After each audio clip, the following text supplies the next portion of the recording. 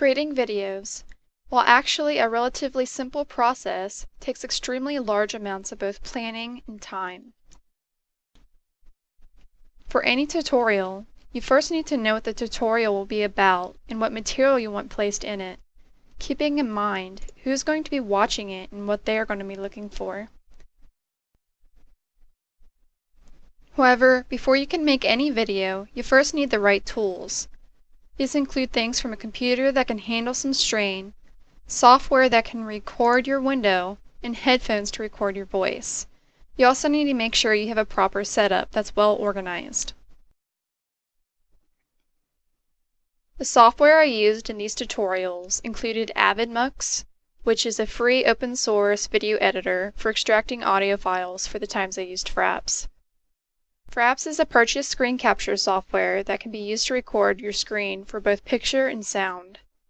However, Fraps gave me many troubles in the end and I converted to Bandicam, which is very similar in core functions with the exception of file compression.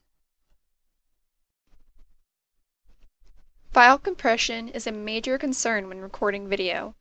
Applications like Fraps do not compress files down for you, leaving you with huge files that can take up a lot of hard drive space.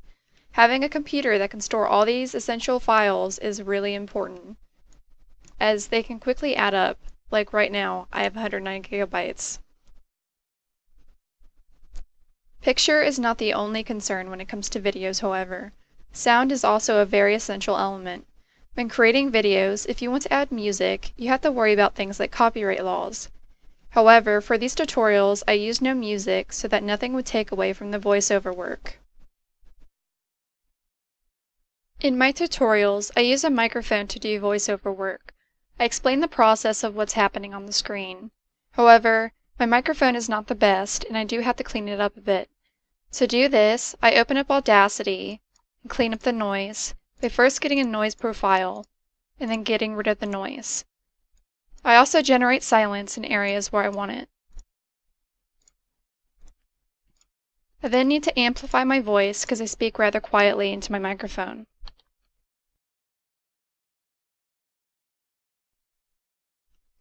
I often utilize transitions within my tutorials. To do a transition, I like to do a black bar method. To do this, I simply print my screen and go to Photoshop. Here I have a pre-made file. It has a black bar with an opacity of 75, as well as an invisible background on layer 1. I paste my screenshot onto this background and do a Gaussian blur on it. I save this file and use it in my transitions. When I'm finally done recording all the pieces of my tutorial, I insert them into Windows Movie Maker. Windows Movie Maker comes with Windows operating system, however, you can download it at any time from the Microsoft website. I place all my videos, my cleaned up sound files, as well as my transition slides into Windows Movie Maker, giving captions on my transition slides and animating all slides to have a fade-out transition. After giving a title and a credit slide, the project is finished and ready to be processed. Once the video is saved and processed, it is ready to be viewed or uploaded to YouTube. Just like with processing, uploading can take quite a bit of time, depending on the size of the file. I need to upload the correct information, such as the title, as well as the description, giving it the proper settings. Once I have done this, I can save the changes and let it upload. I then put it into a playlist so that people can find videos similar to the one they're currently watching. So once it's uploaded to YouTube, it's pretty much ready to watch. I'm going to be showing you SDK Tutorial 4 in 180 HD. I'm going to be starting in the middle on a transition slide of Google Earth.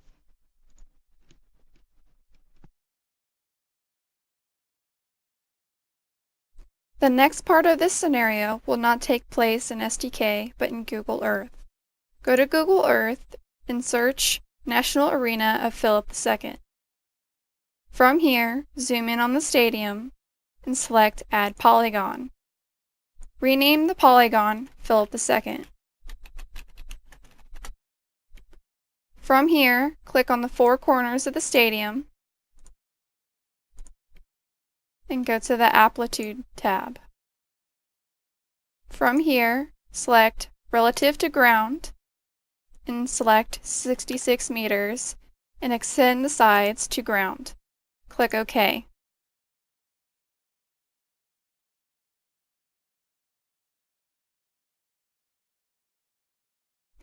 We will now want to save our place and import it into STK. To do this, go to Google Earth, right-click on our place, click Save Place As, save it to your Urban Propagation folder, and click Save. From here, go back to STK, go to the KML tab, open the tab, select your file, and select Open.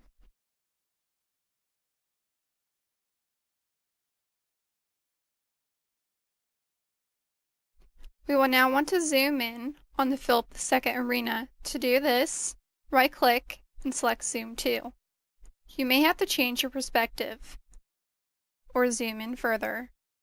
We will then want to create an area target. To do this, open our object browser, select Area Target, and insert Default.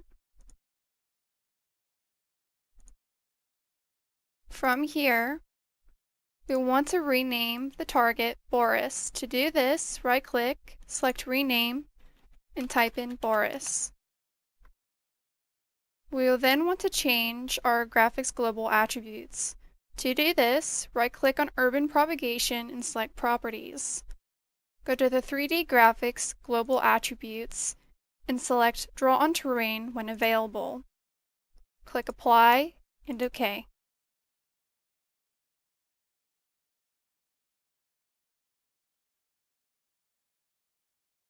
Alright, so for this next part, we're going to zoom out again. And we're going to locate the arena, which is right here, and we're going to zoom into it. And now we want to use the 3D object editing tool. And to enable that, click on the toolbar and unhide it. Okay, from here, we're going to start the editing.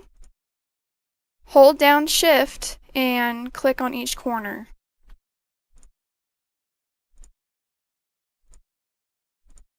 Alright, so once you have done that, we want to accept the changes.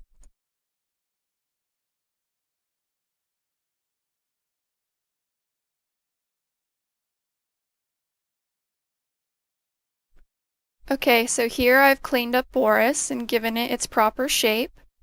Now we want to export the shapefile. And to do this, we're going to go to Utilities, Export, Shapefile, give it a polygon shape, and select Boris.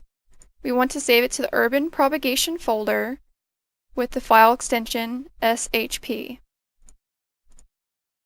Export it, and go ahead and close out of this. We're then going to use an external program called Map Window GIS. It is open source and free. We are going to open Boris, and we're going to give it an attribute through the attribute table. Click Add Field and name it Height, and make it a double attribute type. Everything else you can leave default and select OK. Give height 10, no units are needed, and select Apply. Go ahead and close out the table. We are then going to save the project as Boris with the Map Window project extension. We are then going to go back into STK and open the file. To do this, we're going to go to the 3D Graphics window and select its properties. In the Details window, select Add, Add Boris, Open. Then click More. We're going to give the... Alright guys, so that's it for my sample, and I hope you enjoyed this tutorial on tutorials.